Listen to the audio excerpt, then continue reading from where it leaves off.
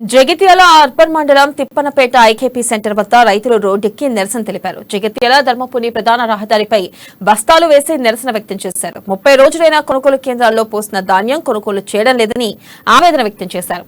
అకాల వర్షాల వల్ల ఇప్పటికే రైతులు తీవ్రంగా నష్టపోతే అధికారులు కొనుగోలు వేగవంతం చేయకపోవడంతో మరిన్ని ఇబ్బందులను ఎదుర్కొంటున్నామని చెబుతున్నారు.